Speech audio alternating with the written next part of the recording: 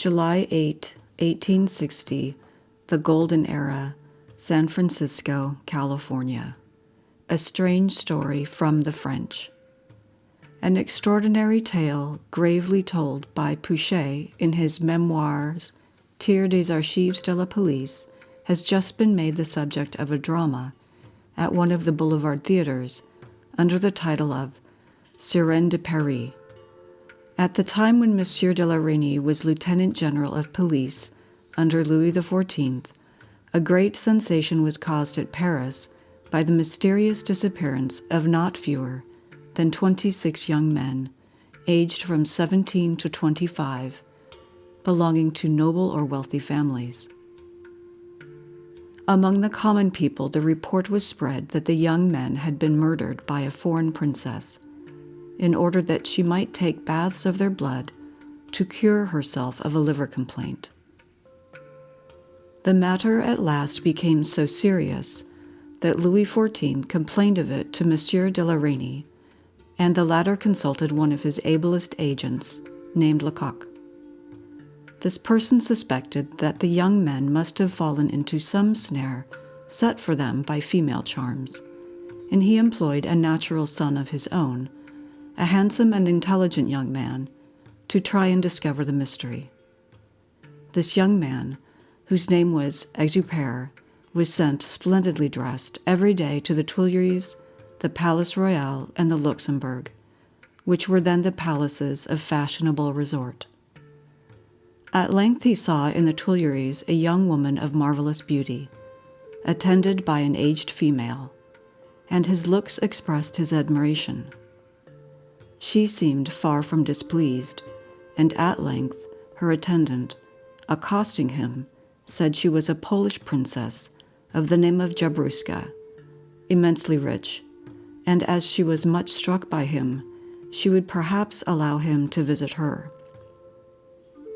The young man declared that he had conceived a violent passion for the lady, and after some conversation, the attendant told him that if at 9 o'clock at night he would present himself in front of the church of Saint-Germain-l'Auxerrois, she would meet him and take him to her mistress. The young man, of course, told Lecoq of this, and in the evening the latter caused several of his men to be placed in such a way as not to lose sight of Exupère, and in the event of his incurring danger, to be able to render him assistance. At the appointed hour, the young man was at the rendezvous, and the woman joined him there. She wanted to bandage his eyes, but he refused to let her do so. She then led him by various obscure streets to the Rue des Orfèvres, and there introduced him into a small house near the Chapelle Saint-Éloi. After walking along a dark corridor, the young man was introduced into a sumptuously furnished room in which he found the foreigner.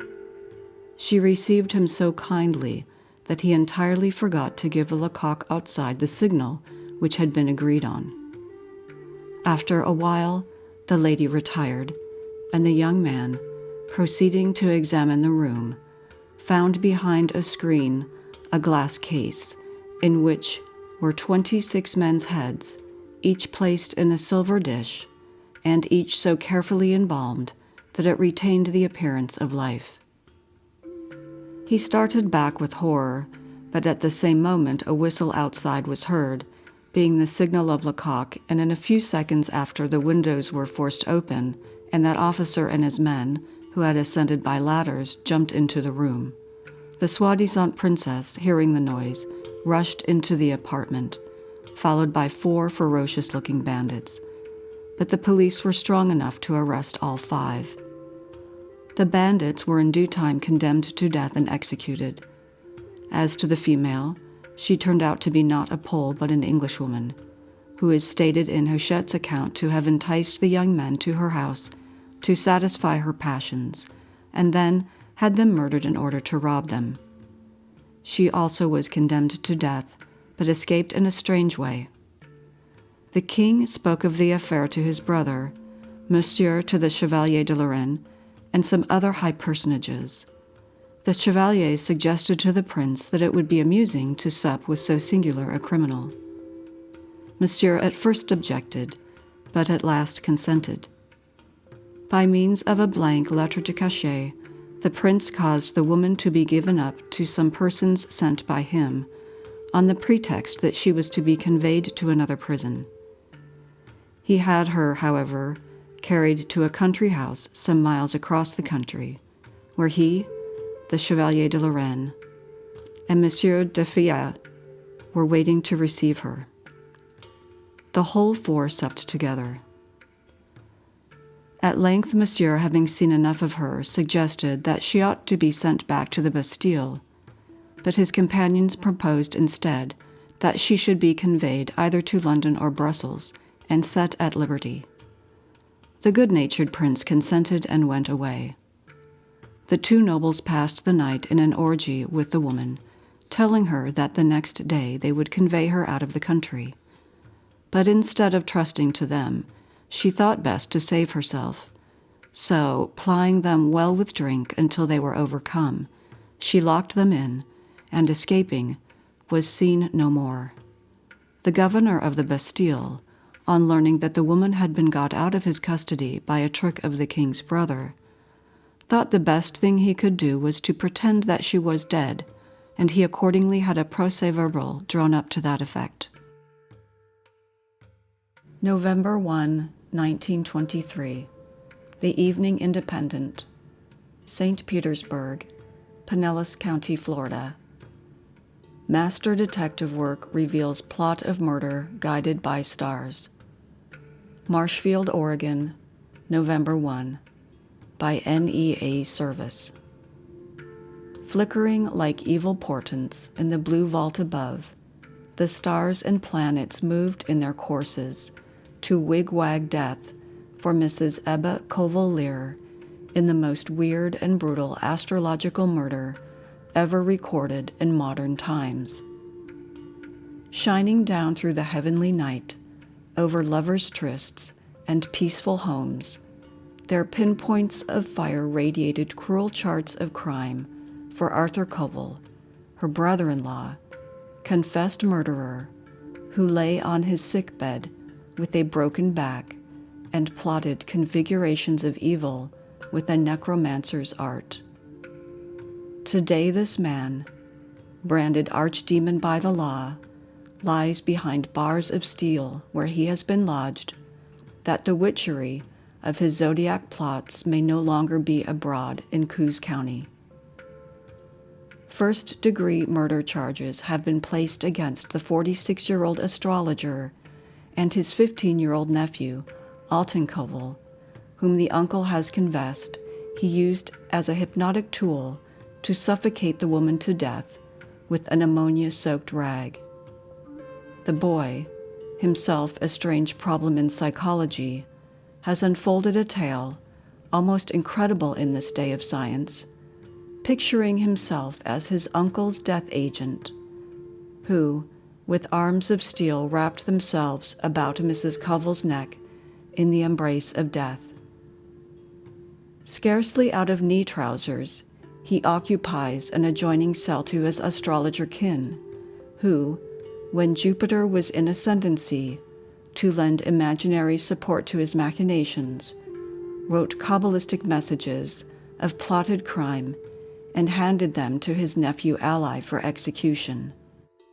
Expose of the demoniac workings of the astrological plotter, however, might never have been brought about, had it not been for Luke S. May, famous Seattle criminologist, who arrived on the scene to find the slain woman's chiropractor husband falsely charged with her death.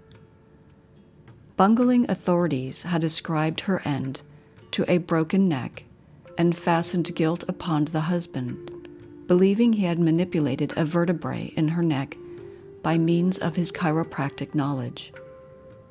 Scoffing the theory already held, May exhumed the woman's body for research purposes at his laboratories and discovered the ammonia burns, which are only produced on dead tissue.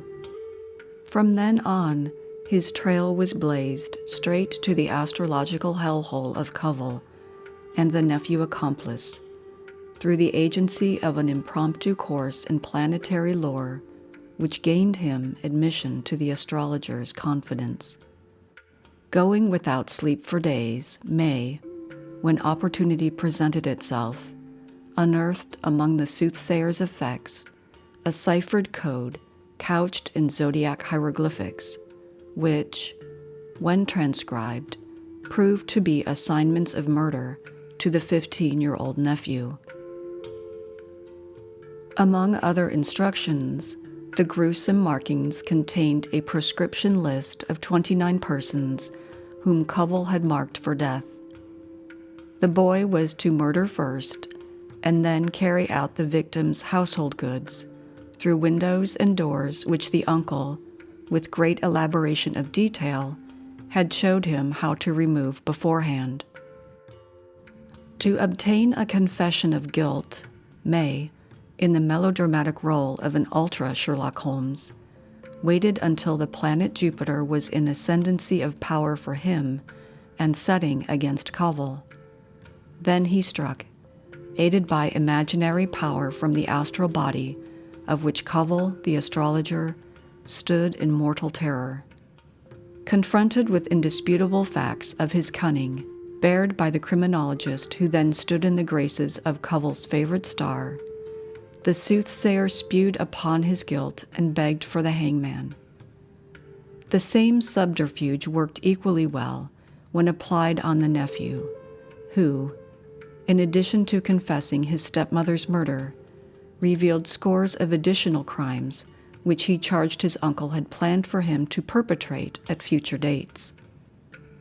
Swift justice is promised by officials to the confessed slayers, who slew in obedience to configured demands from the heavens. Sheriff's deputies are also checking on several still unsolved murders in the county, believing the crimes can be laid to the door of Covell. The slain woman, whose death brought about the astrologer's downfall, was Covell's sister-in-law. It is believed she was killed because of her knowledge of crimes to be committed.